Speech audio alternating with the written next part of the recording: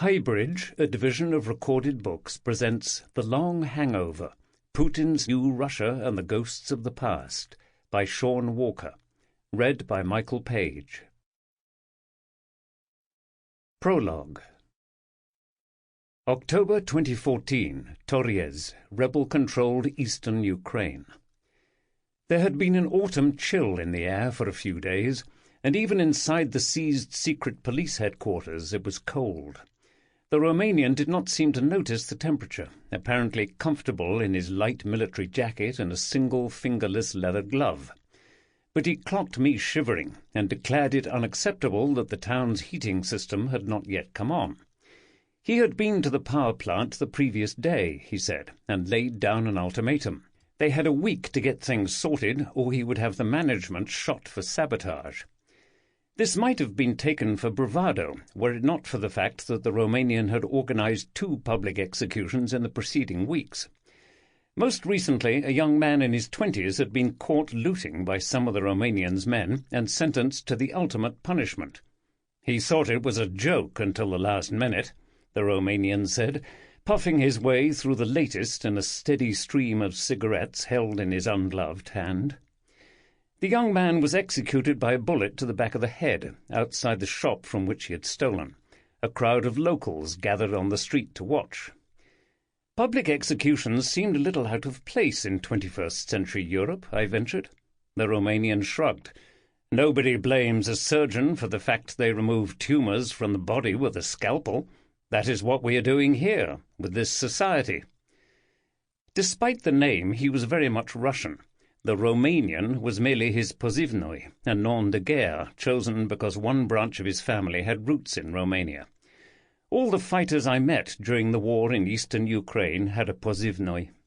There was the Amp, a former electrician, the Ramon, they were his favourite band, and the Monk, he'd never cheated on his wife.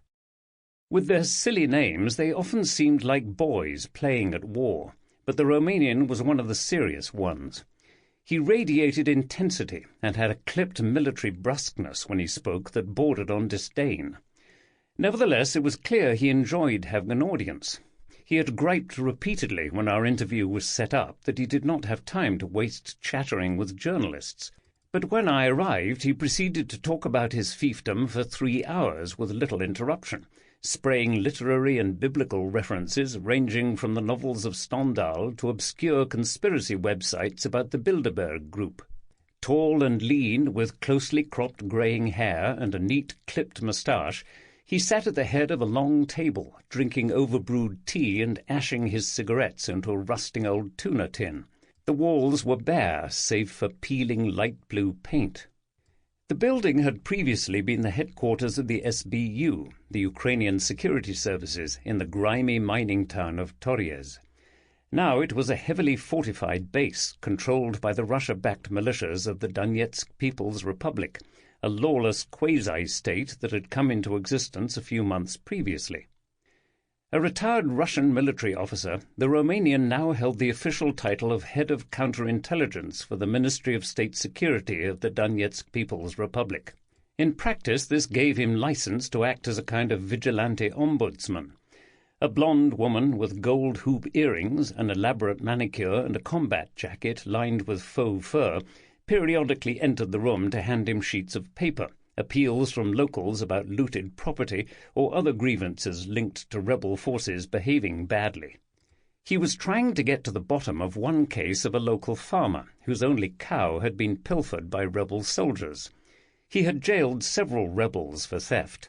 The 2 public executions for looting were justified, he said, because only the lowest form of humanity would steal the few provisions remaining in the town. In order to live by the laws of the New Testament, first we must live by the laws of the Old Testament, an eye for an eye. If the people behave like animals, we will treat them like animals. This was the Romanian's 6th war. The first had been the Soviet invasion of Afghanistan, soon after he signed up. He became an officer in the Soviet and Russian armies, and later in an Interior Ministry Special Forces unit. There was no way of verifying his claims. He never even told me his real name, but I doubted he was lying. Having been through the blood, mud, and brutality of both Chechen wars during the 1990s, He left the army. Afterwards he tried his hand at civilian life, setting up a small construction company in Moscow.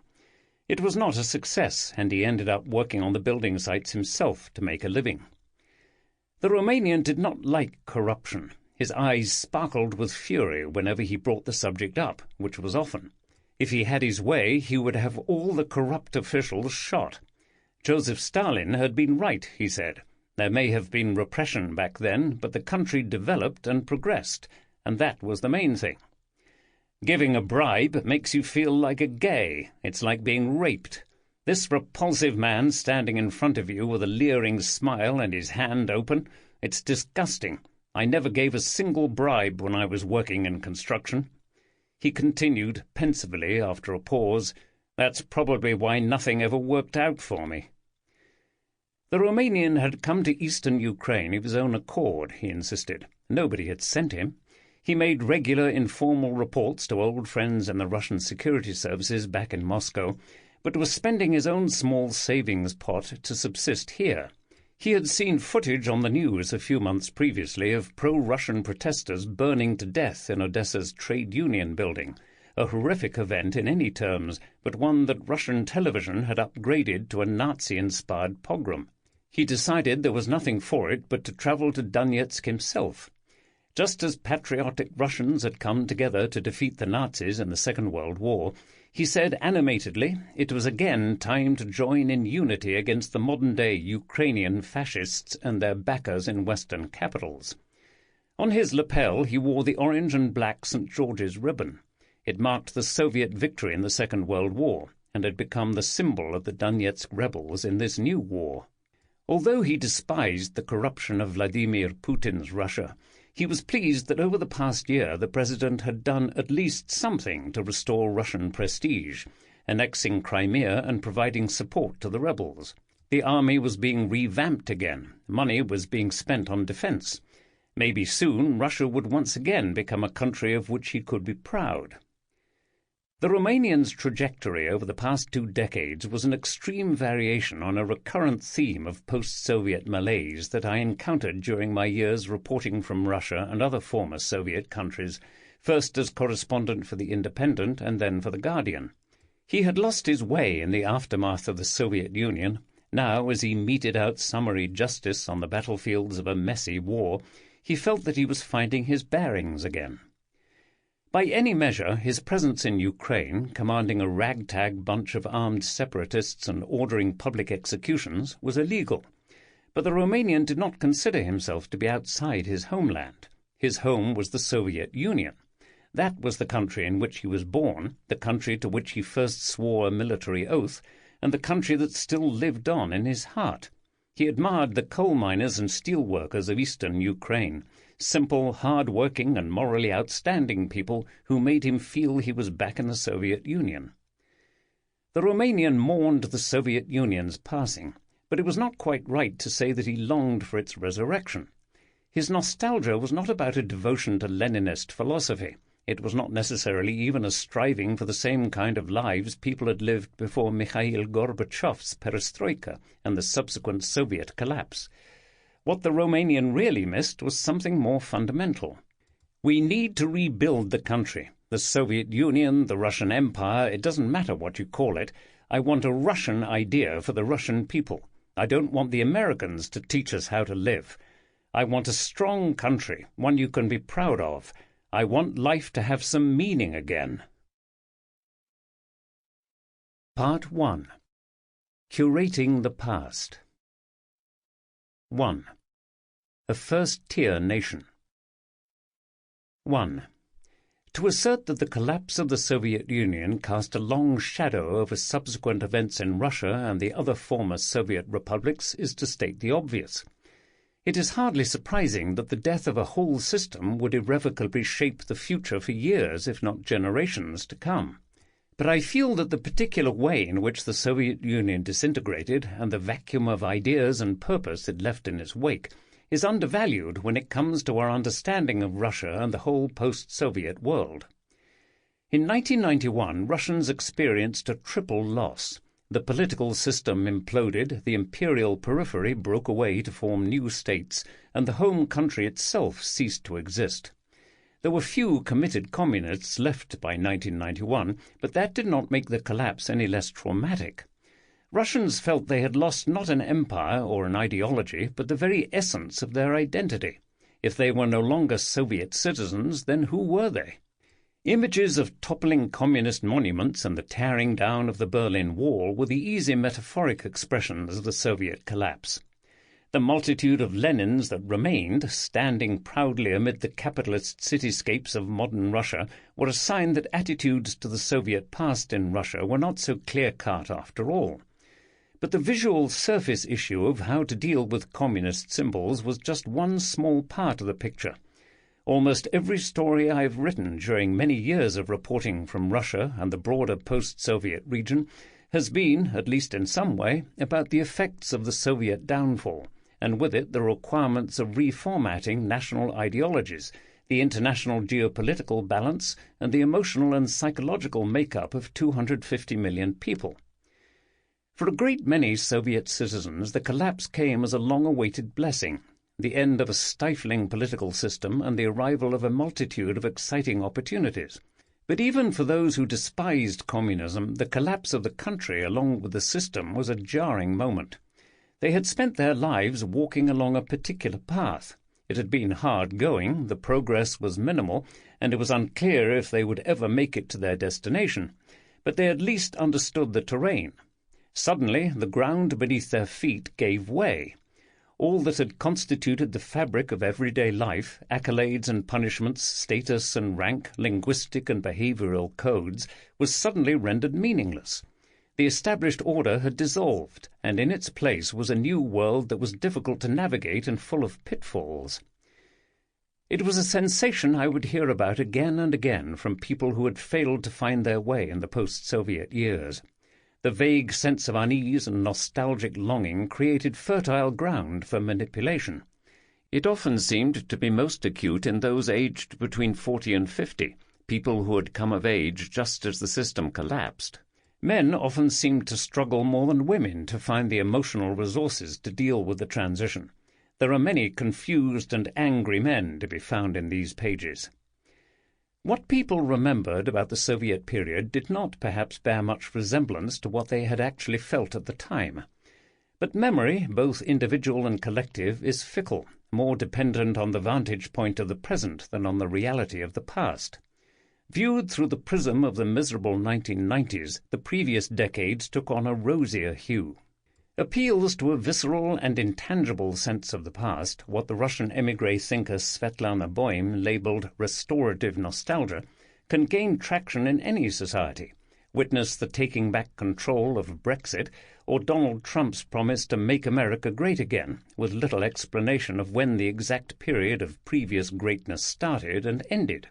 In Russia there were more specific historical hooks on which to hang these appeals, most of all the Soviet collapse, which could be recast in people's minds not as the juddering death of an untenable system, but as the nefarious dismantling of a great state by malevolent external forces and their helpers within.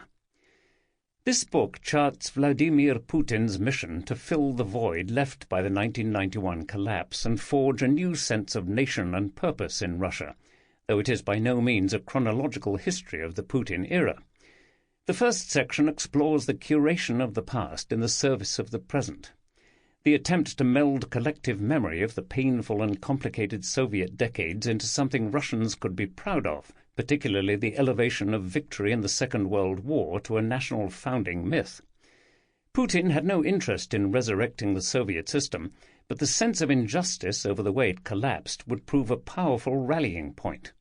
The later sections explain how this historical discourse, along with a parallel process in Ukraine, helped lead to the events of 2014, which left 10,000 people dead and changed the geopolitical map of Europe.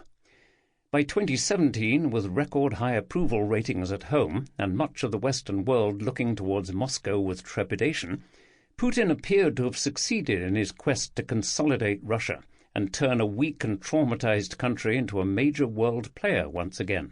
But with what collateral damage? This book is not an apology for Putin's policies during his years in the Kremlin. Putin's mission to unite Russia involved the manipulation of history and an aggressive stifling of dissent. The system he constructed also allowed his old friends and inner circle to become fantastically rich. But neither is the book an anti-Putin polemic. Putin, after all, is only one of a large cast of Russians featured in these pages.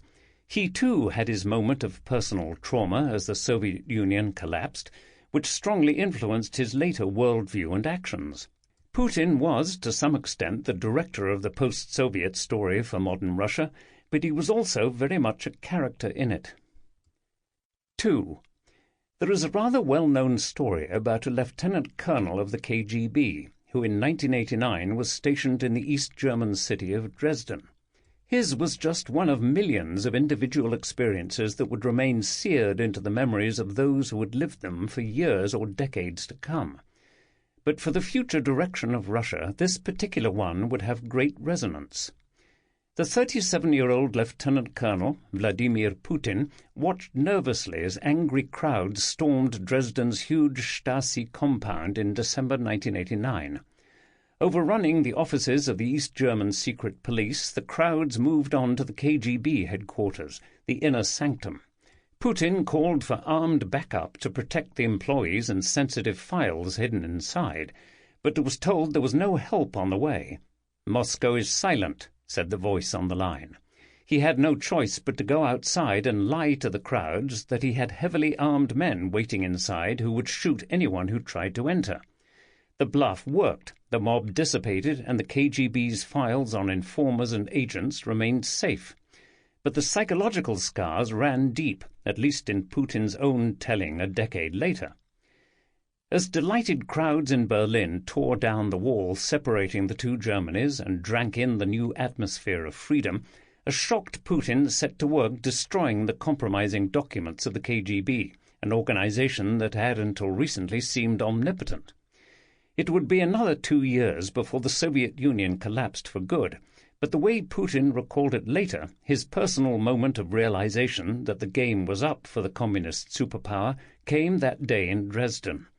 He felt he was watching one of the largest and most powerful empires the world had ever seen unravel in the most pathetic and humiliating way. "I had the feeling that the country was no more," Putin remembered. "It had disappeared." It might seem strange that Putin would mourn the passing of the Soviet Union, given his life trajectory in its wake. Like millions of Soviet citizens, Putin grew up in Spartan, even squalid conditions, his whole family crammed into one room of a communal apartment that had no hot water. Having worked his way up to what was only a middling position in the KGB by the late 1980s, he did remarkably well out of the decade following the Soviet collapse, inserting himself into the St. Petersburg mayoral office at a time when being part of the government meant proximity to contracts and financial flows.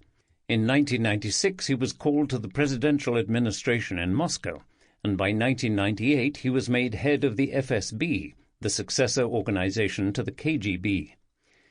In a few short years, Putin had made a spectacular rise from mid-ranking cog in the periphery to overlord of the whole sprawling organization. A year later, the ailing Boris Yeltsin made Putin his prime minister and ultimately successor. The 1990s were good to Putin, and he proved far more adept at rising through the post-Soviet system than he had the Soviet one. But he never forgot that moment of helplessness in Dresden, and however well he did personally from the Soviet collapse, he was deeply angered by the manner in which the country had disintegrated. He seemed to mourn not the human cost or material tribulations, but the national humiliation of a powerful state simply imploding. He later claimed to have had a sense for some time that the collapse of Soviet power in Europe was inevitable. But I wanted something different to rise in its place, and nothing different was proposed. That's what hurt. They just dropped everything and went away. Even those who had been far less committed to the Soviet cause than Putin felt these pangs of regret at how the end of the 74-year political experiment brought the country itself tumbling down with it. "I was delighted that the end of communism had come about," Alexander Voloshin, chief of staff to Yeltsin and then to Putin, once told me. But the Soviet Union was my homeland. That was different. How can you be happy about your homeland collapsing? During Putin's early years in Moscow serving Yeltsin, he saw up close how weak the country had become. The Russian army fought a miserable and bloody war to stop the Southern Republic of Chechnya from seceding, costing tens of thousands of lives and ending in de facto defeat for Moscow. Russian society was in turmoil, goods scarce, and the majority of the populace impoverished. On the international stage, things were little better. In 1998, when President Bill Clinton called Yeltsin to tell him the United States was considering airstrikes on Serbia, Yeltsin was furious. He screamed, "Nilzya," something like "it is impermissible," several times down the phone at the US president, and then hung up. The bombing raids went ahead anyway. A country that had only recently been one of the world's two major loads of power was now utterly powerless to stop bombs falling on the capital city of an ally. American diplomats and politicians were constantly warned during the Yeltsin era that such a state of affairs would not last forever. "Russia isn't Haiti, and we won't be treated as though we were," Yeltsin fumed to Clinton's point man on Russia, Strobe Talbot. "I don't like it when the US flaunts its superiority. Russia's difficulties are only temporary, and not only because we have nuclear weapons, but also because of our economy, our culture, our spiritual strength.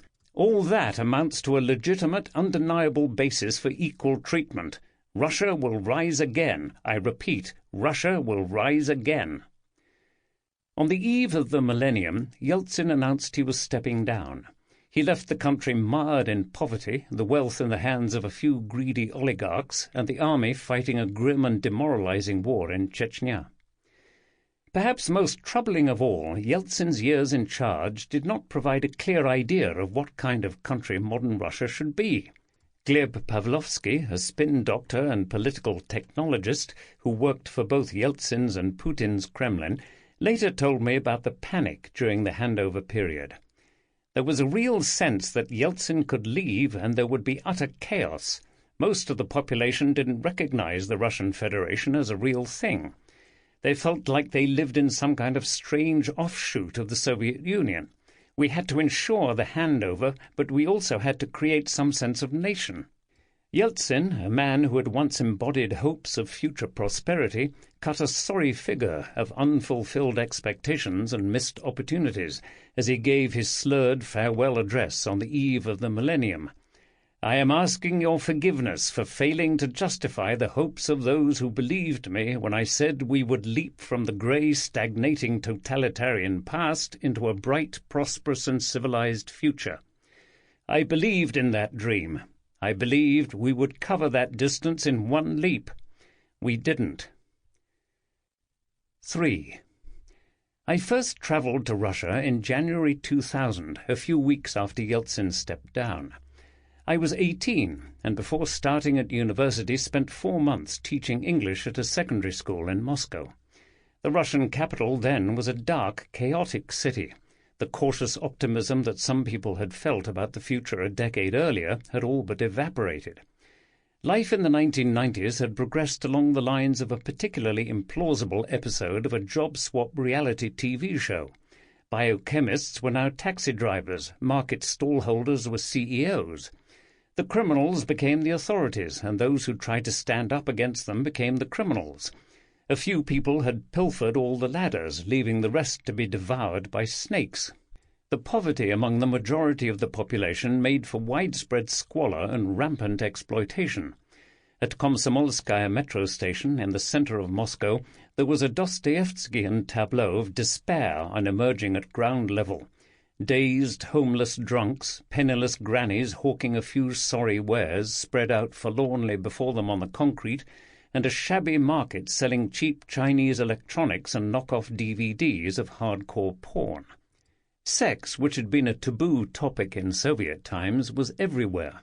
At several points on the Garden Ring, the multi-lane highway that encircles the very center of Moscow, prostitutes stood by the roadside in skimpy outfits offering their services. Their leather-jacketed pimps paid off the police to turn a blind eye. Any sensible citizen knew to avoid the police, who were far more likely to shake you down for a bribe than help you out. Heroin abuse was rampant. The country was on its way to having the world's fastest-growing HIV epidemic. If Moscow was bad, outside the capital life was much, much harder. The shortages of the late Soviet period had created a nation of resourceful barterers, and now absolutely everything was for sale. Sex, marriage, a doctor's note to avoid being called up to fight in Chechnya, your acquittal or someone else's conviction in a court case, or a ready-made PhD thesis to boost your qualifications. The appeals to traditional Russian values that would become official Kremlin rhetoric much later resonated because of their aspirational quality. People wanted to believe in a country of supposed purity and chastity exactly because what they saw before their eyes was so at odds with it. After my months in Moscow, I spent several weeks traversing Russia in the third-class Platskart carriages of Trans-Siberian trains. The dormitories on wheels puttered across the endless Eurasian landmass, the air inside thick with a blend of sweaty feet, fish lunches, and a sooty tang emanating from the coal-fired samovars that dispensed boiling water for tea. I remember snippets of conversations with my fellow passengers in the open-plan carriages. A skinny young conscript who had nervously bade farewell to his parents and was en route to his army base, two gossipy matriarchs travelling on a 4-day journey home to Irkutsk after visiting children who had fled the nest to Moscow, a pair of go-go dancers from the Siberian city of Ulan-Ude who dreamed of moving to South Korea and making a fortune working the restaurants and nightclubs there, and a duo of young wheeler-dealer businessmen from Vladivostok who force-fed me vodka amid much bravado and then vomited all over the carriage at night, much to the despair, if not the surprise, of the beleaguered attendant who had to mop up the mess. My unexpected presence in the cheapest class was met with ever-changing combinations of warmth, aggression, inquisitiveness, drunkenness, and flirting, depending on the interlocutors, the time of day or night, and the general mood of the carriage. Back then, my Russian language skills weren't good enough to launch complex conversations about nostalgia or probe people's memories of the Soviet Union, which had collapsed less than a decade previously. But I remember a palpable sense of confusion with the state of affairs in the new country. A few young business-oriented types saw it as a time of great excitement and opportunity, but most people seemed lost on some kind of existential level, plaintive, overwhelmed, and alarmed by the chaos that a decade of democracy had brought. 2 years earlier, a financial meltdown had meant millions of Russians lost whatever paltry savings they had managed to put aside. More recently, explosions had torn through several apartment blocks in the capital, supposedly the work of Chechen terrorists. People longed for normalcy and stability. This much-craved stabilnost became an altar at which many freedoms would later be sacrificed.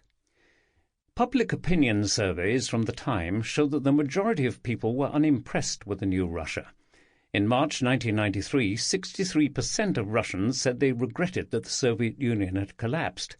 By the end of 2000, the figure had risen to 75%. After 6 months in Russia, I returned to Britain to go to university. But I already knew I would be back before long. The coexistence of beauty and horror, hope and despair, glory and absurdity was frustrating and alluring in equal measure. Russia got under my skin, as it had done to foreigners for centuries. I studied Russian and Soviet history at Oxford and moved back to Moscow at the end of 2003, working for an NGO for a year before taking up journalism. The city was slowly becoming more prosperous and humane. Over the next decade, oil prices rose so high that even allowing for the rampant corruption in Putin's inner circle, money did trickle down and provide real benefits to people in the cities. In Moscow and other major settlements, abject squalor disappeared from the central streets and a middle class began to develop. With it came coffee shops, wine bars, and frequent flights to Europe. But trips to the regions were a reminder that for the majority of the country, life was still hard. The heroin and HIV epidemics worsened. When authorities did crack down on heroin supply, people switched to crocodile, a synthetic opioid made from cooking codeine pills, lighter fluid, and industrial cleaning products until they formed a brownish gunk.